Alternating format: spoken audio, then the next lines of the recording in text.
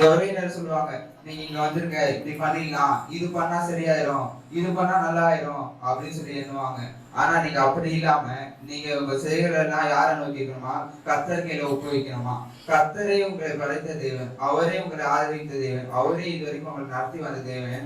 நீங்க அவர் கையில உங்க வாழ்க்கையை ஒப்படைக்கும் போது அவர் உங்க யோசனை எல்லாம், உங்க வாழ்க்கையில என்னென்ன யோசனை நீங்க வச்சிருக்கீங்களோ அந்த யோசனை எல்லாம் எப்படியா மாத்துவாராம்? தேவன் எல்லாத்தையும் சம்பூர்ணமா மாத்துவாராம். நம்ம வாழ்க்கை எவ்வளவு கஷ்டம் வரலாம், எவ்வளவு வேதனை வரலாம், எவ்வளவு யோசனை நினைத்து கொண்டு இருக்கலாம், அந்த யோசனை யாருக்கிட்ட ஒப்புவிக்கணுமா? கர்த்தர் இடத்துல ஒப்புவிங்க. நிச்சயமாக அவங்க வாழ்க்கை எல்லாத்தையும் மாற்ற தேவன் சித்தமா வைத்திருக்கிறார். நீதிமொழிகள் 11:14 வாசி கேட்கலாம். அந்த யோசனை எப்படி பயன்படுத்தணுமா? கர்த்தர் இடத்துல ஆலோசனை கேட்கணுமா?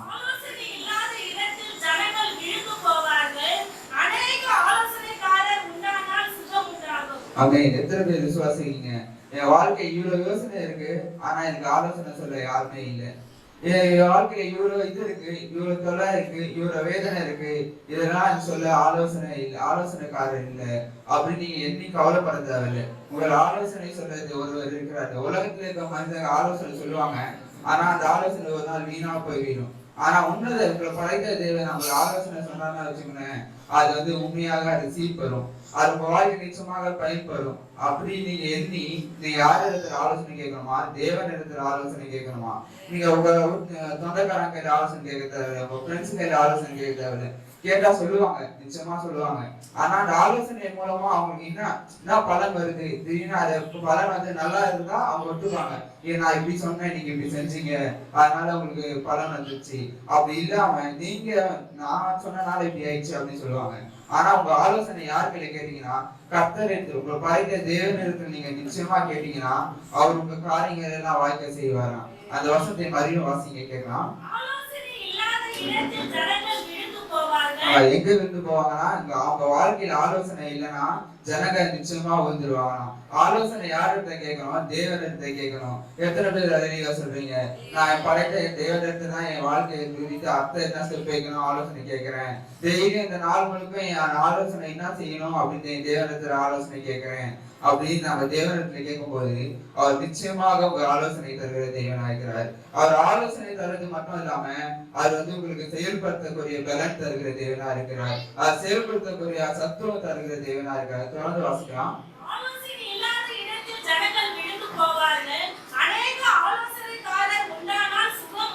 அவன் என்ன உண்டாகுமா? சுகம் உண்டாகுமா? உங்க வாழ்க்கையில் அநேக ஆலோசனை வரும். அந்த ஆலோசனை தேவன் தரதா இருந்தா நிச்சயமாக சுகம் உண்டாகும்.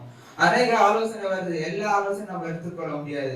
ஆனா தேவன் நிச்சயம், தேவன் தருகிற ஒரு ஆலோசனை, தேவன் ஒரு வழி தந்தார்னா அந்த ஆலோசனை நம்ம வாழ்க்கையில எல்லாம் சுகமா மாறும். நம்ம வாழ்க்கையில எவ்வளவு பிரச்சனை வந்தாலும் எல்லாமே சுகமா மாறும். அதனாலதான் நம்ம வாழ்க்கையை யாருக்கிட்ட ஒப்புவிக்கணுமா? கர்த்தரிடத்துல ஒப்புவிக்கணுமா?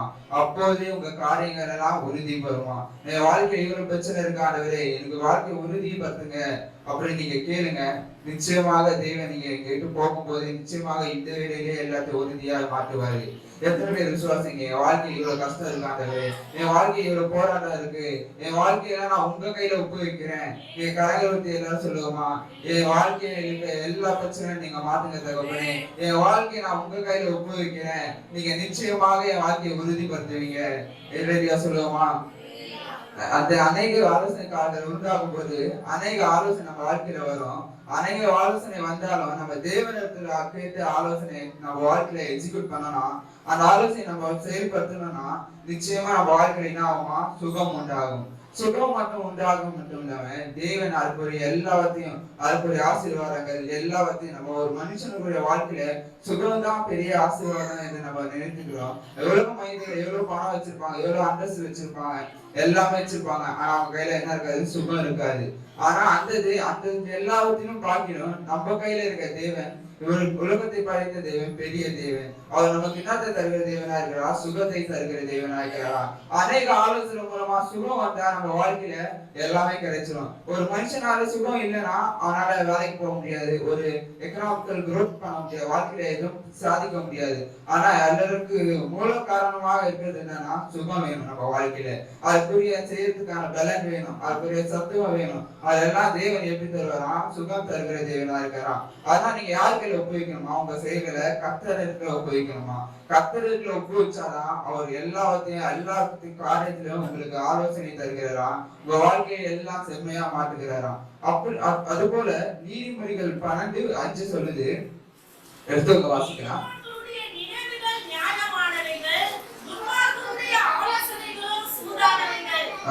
பாத்தீங்களா? நீதிமான்களுடைய ஆலோசனை என்னவா இருக்கலாம்? நியாயமா இருக்குதான். நம்ம எப்பவுமே யாருக்கு இல்ல நீதிமானா இருக்கோம். நம்ம தேவன் தான் அவர் நீதிமான். அவருக்கு நம்ம ஆலோசனை கேட்டா எப்படி இருக்குமா? நிச்சயமா நியாயமா இருக்குமா? எதுவுமே அநியாயமா இருக்காதா? ஆனா சூழ்றான ஆலோசனை கேட்டா அவங்க என்ன பண்ணுவாங்கன்னா, அந்த செகண்ட் லைன் இதெல்லாம் வாசிங்களேன். ஆமா, எத்தனை பேர் விசுவாசிங்க? நம்ம வாழ்க்கையில ஏதாச்சும் நம்ம ஆலோசனை கேட்போம். அந்த ஆலோசனை நம்ம நல்லவங்க அப்படின்னு போய் கேட்போம். அவங்க கையில அவங்க என்ன பண்ணுவாங்க, மனசுல ஒரு வஞ்சத்தை வச்சிருப்பாங்க. இவங்களை எப்படியாச்சும் அழிச்சிடணும், நம்ம இது வாங்கலாம்னு சொல்லி ஆலோசனை கேட்போம். அந்த பொருளை வாங்காதீங்க, அது அழிவுக்குரியது, அது நல்லா இருக்காது. ஏன்னா அவங்க அந்த பொருளை வச்சிருப்பாங்க. நம்ம அவங்க வச்சிருக்காங்களே சொல்லி நம்ம போய் கேட்போம். அவங்க என்ன சொல்லுவாங்கன்னா, இந்த பொருள் இப்படிதான் ஆயிடுச்சு, ரிப்பேர் ஆயிடுச்சு, இதாயிடுச்சு, அதனால அந்த பொருளை வாங்காதீங்க. நீங்க வளர்றது அவங்களுக்கு பிடிக்காது. அதனால அவங்க சூடான இது ஆலோசனையை சொல்லி விட்டுருவாங்க. சூடான ஆலோசனை நீங்க வளரக்கூடாது, நீங்க இருக்கிறது அழிச்சு போனோம் அப்படின்னு சொல்லி அவங்க ஆலோசனை சொல்லுவாங்க. அன்னைக்கு அப்படி அந்த மனிதர்களை கேட்காம தேவன் இருக்கிற முழங்காலத்து கேளுங்க. ஏப்பா, நான் இந்த காரியங்கள் செய்ய போகிறேன், அதுபடி ஆலோசனை தாங்க. அதுக்கு ஆலோசனை கரெக்டான ஆலோசனை சொல்ற மகனை தாங்க, அது கரெக்டான சொல்ற ஆலோசனை மகனை தாங்க, எனக்கு ஏற்ற ஒரு ஆலோசனை சொல்ற ஒரு பெரியவர்களை தாங்க. அப்படி நீங்க யார்கிட்ட கேட்கணுமா? உங்க பயத்தை தேவன் இருக்கிற கேளுங்க. அவர் நிச்சயமாக உங்க எல்லாத்தையும் செய்கிற தேவனா இருக்கிறார். உங்களை படைச்ச தேவன் அவரே ஆலோசனை சொல்கிற தேவனா இருக்கிறார். அவர் எப்படிப்பட்ட கத்தரா? ஆலோசனை கட்டலாம். அவர் ஆலோசனை சொல்ற கட்டர் நம்ம வாழ்க்கையில் நம்ம கையில சொல்ல மாட்டாரா? நான் இந்த காரியம் செய்ய போறேன், அதுக்குரிய ஆலோசனை வாழ்க்கையில விளைவிக்க தகப்பனே, அதுக்குரிய சேவைகள்லாம் நீங்க எங்கூட இருந்து கைட் பண்ணுங்க. கைடு இல்லாத இடம் எப்படி இருக்குமா? அன்செக்யூர்டா ஃபீல் பண்ணுமா? ஒரு கைட்னஸ் ஒரு அட்வைஸ் பண்றாங்க இடத்துல எப்படி இருக்குமா? கைடோட ஒரு பாதுகாப்போடு இருக்குமா? அந்த கைட்னஸ் இல்லாத இடம் எப்படி இருக்குமா? ஒரு செக்யூர்டான லைஃபா இருக்கா? ஒரு செக்யூர்டு ஒரு பாதுகாப்பா இருக்காராம். வசனம் 11 அதிகாரம் 11 14 வசனம் வாசிப்போம். ஆலோசனை இல்லாத இடத்தில் ஜனங்கள் விழுந்து போவார்கள். அநேக ஆலோசனைகள் உண்டானால் சுகம் உண்டாகும். பாத்தீங்களா? அநேக ஆலோசனை உண்டானா சுகம் உண்டாகும். இங்கிலீஷ் என்ன போட்டுருக்குன்னா, there is a many advisors it means secure. நம்ம வாழ்க்கையில அநேக ஆலோசனை வந்தா என்ன வருமா? செக்யூரான லைஃப் வருமா? இங்க சுகம் போட்டிருக்காங்க, ஆனா இங்கிலீஷ் என்ன போட்டிருக்காங்க? செக்யூரான லைஃப் போட்டிருக்காங்க. அநேக ஆலோசனை நம்ம வாழ்க்கையில வரும்போது நம்ம அந்த ஆலோசனையை பற்றி கைப்பற்றி நடக்கும் போது அது என்ன நடக்குமா? நம்ம வாழ்க்கை செக்யூரா இருக்குமா? அந்த செக்யூரான வாழ்க்கையை தருவது யாருன்னா நம்ம மெய்யா நம்புகிற தேவன் மட்டும்தான். அவரை நம்ப மட்டும் போது மட்டும்தான் அவர் நம்ம பாதையெல்லாம் செழிப்பாக மாட்டுகிறாரு. அவரு அப்புறம் நம்ம சிந்தனையை செழிப்பாக மாட்டுகிறாரு. நம்ம காரியங்களை அவருக்கு ஒப்புவிக்கணும். நிச்சயமாக அவர் எல்லாத்தையும் மாற்றுகிற தேவனா இருக்கிறாரு. எத்தனை பேர் விசுவாசிக்கீங்க? என் காரியத்தெல்லாம் என் கர்த்தருக்கு ஒப்புவிப்பேன், அப்போது எனக்கு எல்லாத்தையும் யோசனை எல்லாம் செழிப்பா மாட்டுவாரு, யோசனை எல்லாம் செழிப்பா நடக்கும் அப்படின்னு சொல்லி நீங்க நினைங்க. தேவனிடத்தை சொல்லுங்க. நீங்க உலகமாய்ந்து இருக்கிற யோசனையை பார்க்காதீங்க, உன்னதரை பாருங்க. அவர் நிச்சயமாக உங்களுக்கு மாற்றம் தருகிற தேவனா இருக்கிறார். நீதிமொழிகள் 14:2 வாசிப்போம். மனுஷனுடைய வழிகள் எல்லாம் அவன் பார்வைக்கு சுத்தமானவைகள், கர்த்தரோ ஆவிகளை நிறுத்தி பார்க்கிறார். தேவன் என்ன பாக்குறாரா? மனுஷன் என்ன நினைப்பான்? அவன் செய்யறது எல்லாம் கரெக்ட் அப்படின்னு சொல்லி நினைப்பான். நம்ம வாழ்க்கையில எல்லாம் செய்யறதெல்லாம் நம்ம கரெக்ட், யாரும் பார்க்க மாட்டாங்க. நம்ம செய்யற தப்புகள்லாம், நம்ம செய்யற இதெல்லாம் யாரும் பார்க்க மாட்டாங்க அப்படின்னு சொல்லி நம்ம மனிதர்கள் பார்ப்போம், நம்ம கூட பார்ப்போம். ஆனா தேவன் என்ன பண்ணுகிறாரா? நம்ம ஆலோசனை எல்லாம் பார்க்கிற தேவனா இருக்கிறாரா?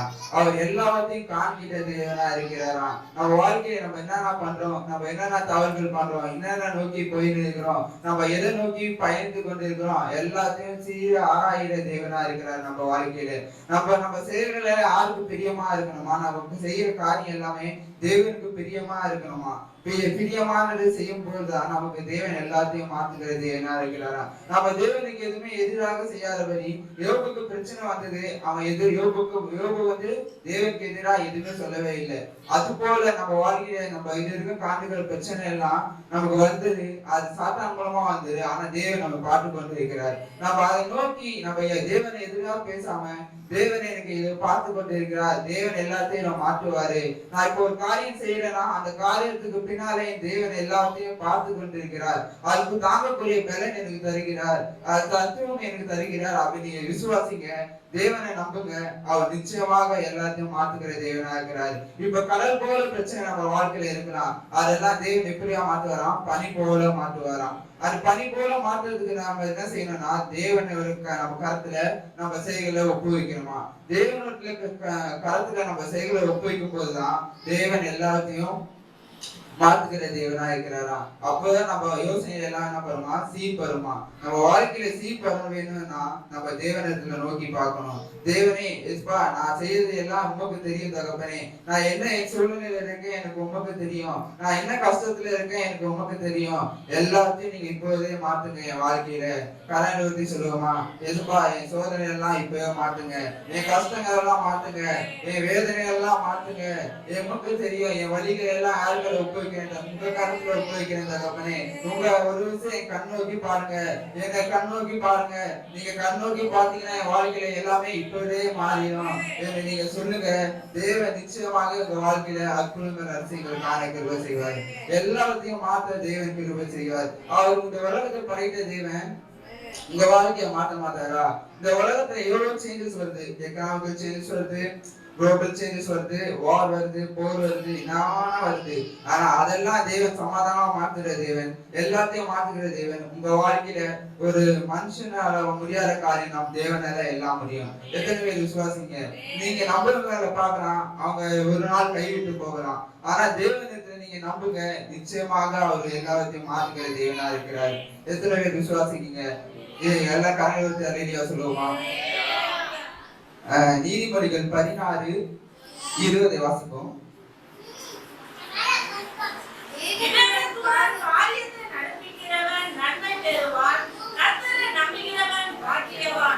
எத்தனை பேர் விசுவாசிங்க? நான் கர்த்தரையே நம்பி இருக்கிறேன். இவருக்கு காரியம் தேவன்ல என்ன பண்ணா, pay attention to what you are taught and you will be successful and trust in Lord, it will be happen. தேவன் என்ன சொல்றார்? கர்த்தரை நம்பும் போதுதான் எல்லா காரியம் நமக்கு செயல்படும். உலக மனிதன் நம்பினா நான் இந்த காரியம் செய்வேன், நான் இதுக்காக எல்லாம் பண்ணி தருவேன் அப்படின்னு சொல்லுவாங்க, ஆனா ஒரு நாள் கைவிட்டு போயிடுவாங்க. அப்ப இப்ப சொல்லுவாங்க, அடுத்த நாள் கேட்டா அது பண்ணி தரேன்னு சொன்னீங்களே அப்படின்னு சொல்லி போய் கேட்டா எனக்கு இது வேலை இருக்கு அது வேலை இருக்கு சொல்லி அப்படி கைவிட்டுருவாங்க. ஆனா நீங்க கர்த்தரை நோக்கி பாருங்க, நீங்க கர்த்தரத்துல பார்க்கும்போது உங்களுக்கு எல்லாத்தையும் நன்மையாக செய்கிற தேவனா இருக்கிறாரு. எத்தனை பேர் விசுவாசிங்க? வாழ்க்கையில கர்த்தர் எல்லாத்தையும் நன்மையா மாற்றுவாரு. நீதிமொழிகள் 16:7 சொல்லுது, வாசிக்க கேட்கலாம்.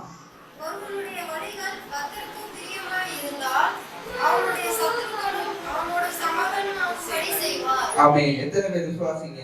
என் வாழ்க்கை எப்படி இருக்கணுமா? கர்த்தருக்கு பிரியமானதா இருக்கணுமா? நம்ம கர்த்தருக்கு எதிரா எதுவும் செய்யாம கர்த்தருக்கு பிரியமானதா, எல்லாருக்கும் ஒரு நல்லதா நான் செஞ்சேன்னா அது வந்து எல்லாருக்கும் நல்லதா இருக்கணும். அப்படி நல்லதா இருந்தா எப்படி இருப்பாங்கன்னா, அவங்க எதிரிங்க இருக்காங்க பாத்தீங்களா, அவங்க எதிரிகளும் எப்படி இருக்காங்கன்னா அவங்க நண்பர்களா மாறிடுவாங்க. அதனால நீங்க என்ன பண்ணணும், அவங்க காரியங்களை கர்த்தருக்கு ஒப்புவிக்கணும். கர்த்தருக்கு ஒப்புவிக்கும் போது அவருக்கு ஜெபத்தை ஏறுங்க. எஸ்பா நான் இந்த காரியம் செய்யறேன், இது நன்மையான காரியமா அப்படின்னு நீங்க சொல்லும் போது அப்போ யோசனை அப்புறமா சீர்பருமா. நீங்க தப்பா செய்யலாம் போனா கூட அந்த இடத்துல தேவன் அவர் யோசனையை தருகிற தேவனா இருக்கிறாரு, நம்மளுக்கு ஆலோசனை தருகிற தேவனா இருக்கிறாரு. ஆலோசனையும் யோசனையும் தாண்டு அவர் எல்லாத்தையும் நன்மையா மாற்றி எப்படி மாற்றுவாராம்? கர்த்தருக்கு பிரியமானதா செய்ய மாற்றுவாராம். கர்த்தருக்கு பிரியமானதா செய்யும் போது என்ன ஆகுமா? நம்ம எதிரிகள் எல்லாம் என்ன மாறலாம்? நம்மளுக்கு நண்பர்களாக மாறுவாங்களாம். நம்ம நண்பர்களா மாறும்போது நம்ம வாழ்க்கையில எதிரியே இல்லைன்னா, நம்ம எல்லாம் கர்த்தரையே நம்ம சார்ந்து இருக்கும்போது, நம்ம கர்த்தரையே நோக்கி இருக்கும்போது, இப்போ எதிரியே இல்லை, நம்ம வாழ்க்கை எப்படி இருக்கும்? செழிப்பா இருக்கும். எந்த கஷ்டமா இல்லை, நம்ம வாழ்க்கை கஷ்டம் இல்லை, வேதனை இல்லை, வியாதிகள் இல்லை, பணம் கவலை இல்லை, உணவுக்காக அழைத்து தெரிய தேவையில்லை. அப்படின்னா கஷ்டம் எப்படி இருக்குமா? நம்மளுக்கு செழிப்பான வாழ்க்கை இருக்குமா? அந்த செழிப்பான வாழ்க்கை எப்படி இருக்குமா? எருசலேம் வாழ்வு போல இருக்குமா? எத்தனை பேர் விசுவாசிக்கீங்க? தேவன் என் வாழ்க்கையில இருக்க எல்லா சத்துருக்களையும் மாற்றுகிற தேவனா இருக்கிறாரு. நான் என் வாழ்க்கையில இது வரைக்கும் சத்துருவை சந்தித்து இருக்கலாம். ஆனா சத்துருவை சந்திக்கும் போது நான் தேவனை மறந்துடுவேன். ஆனா நான் சத்துருவை சந்திக்கும் போது, நான் தேவனை துதிக்கும் போது, என் எனக்கு இந்த சத்துரு இருக்கான், எனக்கு சத்துருக்கள் இருக்காங்க, இவ்வளவு போதனை இருக்கு, எனக்கு இவ்வளவு யோசனை இருக்கு, உங்களுடைய வழிகளை எனக்கு காட்டுங்க, நான் உங்க கருத்துல எங்கள் செயல்களை ஒப்புவிக்கிறேன் அப்படி நீங்க நிச்சயமா சொல்லுங்க. அவர் தேவன் என்ன பண்ணுகிறாராம், அந்த காரியங்கள் எல்லாம் தேவனுக்கு பிரியமா இருந்தா அவங்க சத்துருக்கள் எல்லாம் தேவன் மாற்றி போகிற தேவனா இருக்கிறாராம். இந்த சத்துருக்கள் எல்லாம் தேவன் மறுக்கிற இருக்கிற தேவனா இருக்கிறாராம். சங்கீதத்துல சொல்லுது, நீங்க சத்துருக்களை நீங்க தேடியும் காணாத இருப்பீங்க அப்படின்னு சொல்லுது. அந்த சத்துருக்களை நீங்க தேடியும் காணாம இருக்கணும்னா நீங்க என்ன பண்ணணும்னா அது நியாயமான காரியமா இருக்கணும். அந்த காரியம் தேவனுக்கு பிரியமான காரியமா இருந்தா உங்க சத்துருக்களை நீங்க தேடியும் காணாத இருப்பீங்க. அது மட்டும் இல்லாம உங்களுக்கு எல்லா வாழ்க்கையில இருக்க எல்லா பிரச்சனை எல்லா இதுவும் மாத்தி தேவன் ஆசீர்வாதத்தை தருகிற தேவனா இருக்கிறாரு. எத்தனை பேர் சொல்றீங்க? கரையில வச்சு சொல்லுங்க. அல்லேலூயா சொல்லுவோமா? 22:19 இருக்கு வாசி கேட்கலாம். தேவன் இதெல்லாம் நம்ம தேவனை நோக்கி பார்க்கும்போது, தேவனை சார்ந்து இருக்கும் போது, தேவன் நமக்கு என்ன எதெல்லாம் தருகிற தேவனா இருக்கிறாரோ பாருங்களேன். 22:19. ஆமென். எத்தனை பேர் பாத்தீங்க, என் சத்துருக்கள் எனக்கு எப்படி வந்தாங்கன்னா எதிர்த்து வந்தாங்கன்னா, என் வாழ்க்கை எதிரான போராட்டம் நிறைய இருக்கான். ஆனா நமக்கு ஆதரவா யாரு இருக்கிறாரா? தேவனாகிய கர்த்தர் நம்ம ஒரு ஆதரவா இருக்காரா? நம்ம தேவன் நம்ம ஊர் இருக்கும் போது நமக்கு எதிராக வரவங்களை கண்டு நம்ம ஒரு பொருள் கவலைப்படவே தேவையில்லை. நம்ம எதிராக வரவங்களை கண்டு அஞ்ச தேவையில்லை. நம்ம எதிராக வரவங்களை கண்டு வருத்தப்பட தேவையில்லை. எனக்கு இவ்வளவு எதிராக போராட்டம் இருக்கு, எனக்கு எதிராக இவ்வளவு பேர் இருக்காங்க, அவங்கள நினைச்சு நம்ம கவலைப்பட தேவையில்லை. நம்ம காரியங்கள்லாம் வாய்க்க செய்யும்படி நமக்கு பாதுகாவலனாய், நமக்கு அரணாய், நமக்கு கோட்டையாய் நமக்கு யார் இருக்கா? நம்ம பரிட்ட தேவன் இருக்கிறாரா? நம்ம பரிட்ட இயேசு கிறிஸ்து இருக்கிறாரா? அதை பற்றி நம்ம அவரை பற்றி நடக்கும் போது, நம்ம காரியங்கள்லாம் தேவனுக்கு ஒப்புவிக்கும் போது, நம்ம செயல்களெல்லாம் அவர் வழியில் நடக்கும் போது, அவர் எல்லாவற்றையும் மாற்றுகிற தேவனா இருக்கிறார். எல்லாவற்றையும் சகலமாக மாற்றுகிற தேவனா இருக்கிறார். இதோ நாம் வாசிக்கிறோம்.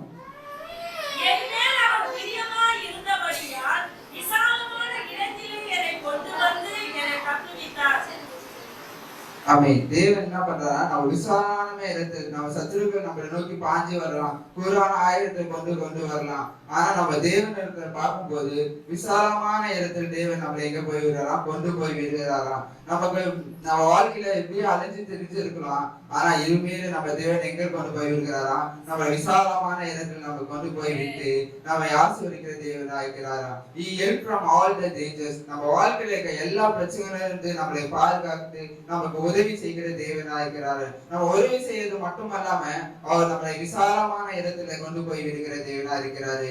நம்ம இதெல்லாம் விசாலமான இடத்துல தேவன் கொண்டு போய் விடணும்னா நம்ம என்ன செய்யணும்? நம்ம காரியத்தை கர்த்தருக்கு ஒப்புவிக்கணும். நம்ம ஒரு யோசனைகள் என்ன பண்ணணுமா? கர்த்தரிடத்துல சொல்லணுமா?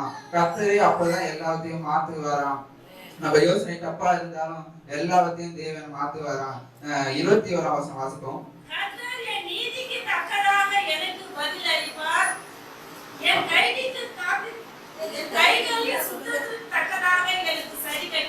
ஆமென். பாத்தீங்களா, நீங்க நம்ம காட் என்ன செய்யறாரா, நம்ம செய்கைக்கு தக்கதான பலன் தருகிற தேவனா இருக்கிறார். நம்ம தப்பான செயல்கள் செஞ்சா அவர் தப்பான அதுக்கு ஒரு பலனை தருகிற தேவனா இருக்கிறார். நம்ம செய்கிற எல்லாம் நம்ம நன்மையா மாத்தணும். தேவனுடைய சித்தங்கள் படி பண்ணோம்னா தேவன் எல்லாத்தையும் நன்மையா மாற்றுகிற தேவனா இருக்கிறார். நம்ம எதுவுமே நம்ம தேவனுக்கு விரோதமா செய்யாதபடி, நம்ம தேவனுக்கு எதிராக செய்யாதபடி, எல்லாத்தையும் தேவனுக்கு சார்ந்து தேவனுக்குள்ள இருந்து எல்லா காரியம் தேவனுக்கு எதிராக நான் வாழ்க்கையில செய்யாம, வாழ்க்கை நம்ம செய்யும் போது தெரியும் நம்ம வாழ்க்கையில இதெல்லாம் செஞ்சா நம்ம உள் மனசு சொல்லணும், இது தேவனுக்கு விரோதமான செயலு, இதெல்லாம் என் வாழ்க்கையில செய்யக்கூடாது, இந்த காரியம் செஞ்சா தேவன் நிச்சயமாக அது தக்க பலன் எனக்கு தருவாரு அப்படின்னு நீங்க வாழ்க்கையில தெரியும். அது நீங்க தெரிஞ்சுன்னா செய்றீங்க, அது செய்றீங்க.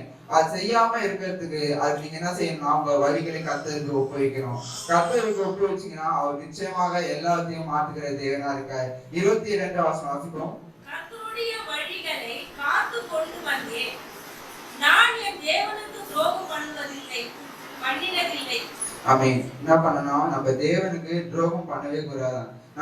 நம்ம வழிகளை எப்படி பண்ணணும்? காத்து கொண்டு வந்தா நம்ம நம்ம ஒருபோதும் நம்ம தேவனுக்கு துரோகம் செய்ய போறது இல்லை. நம்ம இது குறித்து நம்ம பின்னோக்கி செய்ய தேவையில்லை. நம்ம வாழ்க்கையில நம்ம படைத்த தேவனை நம்ம என்னாலும் துடித்து வருகிறோம், என்னாலும் ஜபித்து வருகிறோம். ஜபிக்கிறவங்க ஜபிக்க இன்னும் அதிகமா ஜெயிக்க தேவனத்தை சித்தம் கொள்ளுங்க. தேவன் எல்லாவற்றையும் மாத்துகிற தேவனா இருக்கிறார். தேவன் உங்களுக்காக எல்லாவற்றையும் செய்கிற தேவனா இருக்கிறார். 23ஆம் வசனம் வாசிப்போம். அவருடைய நியாயங்களை எல்லாம் எனக்கு முன்பாக நிறுத்தினேன், நான் அவருடைய பிரமாணங்களை விட்டு விலகாமல். ஆமென். மறுபடியும் ஒரு வசனம் வாசிப்போம். அவருடைய நியாயங்களை எல்லாம் எனக்கு முன்பாக நிறுத்தினேன், நான் அவருடைய பிரமாணங்களை விட்டு விலகாமல். ஆமென். தேவனுடைய பிரமாணங்களை விட்டு நம்ம விலக கூடாதான். நம்ம எந்த காரணத்துக்கு வந்தா இந்த வாழ்க்கைய இவ்வளவு பிரச்சனை இருக்கு, தேவனை விலகி போயிட்டா எங்க பிரச்சனை மாறிடும். இந்த ஒரு அவரு செஞ்சுதான் என் வாழ்க்கையில ஒரு தப்பு செய்யறதுக்கு என்ன பண்ணுவாங்கன்னா பல தப்பு செய்வாங்க. ஒரு பொய் சொல்லிட்டாங்கன்னு வச்சுக்கோங்களேன், அந்த பொய்ய வாழ்க்கை என்ன பண்ணுவாங்கன்னா 100 பொய் சொல்லுவாங்க. அந்த பொய் ஒரு சொல்றதுக்கு முன்னாடி நம்ம யோசிச்சு அது உண்மையா சொல்லிட்டேன்னு வச்சுக்கோங்களேன், அவங்கள மன்னிச்சு விட்டுருவாங்க.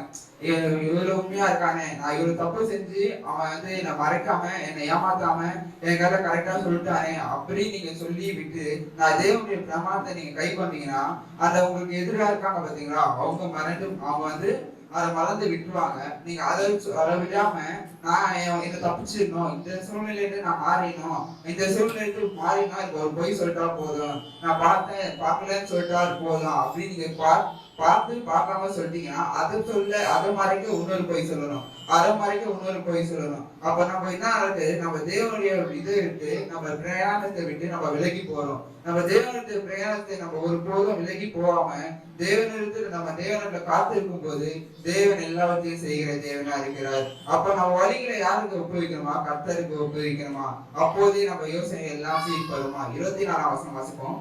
அவர் முன்பாக மன உண்மையாய் இருந்து என் துர்க்குணத்திற்கு என்னை விலக்கி காத்துக் கொண்டேன். ஆமென். எப்படி இருக்கணுமா, அவருக்கு முன்பாக நம்ம மன உண்மையா இருக்கணுமா. நம்ம துர்க்குணத்தை நம்ம எப்படி காத்துக்கொள்ளணுமா, கர்த்தர் விலக்கி காத்துக்கொள்ளணுமா. நம்ம துர்க்குணத்தை நமக்குள்ள இருக்கோம், எல்லாருக்குள்ள துர்க்குணம் இருக்கும். துர்க்குணம் இல்லாத மனுஷன் இல்ல.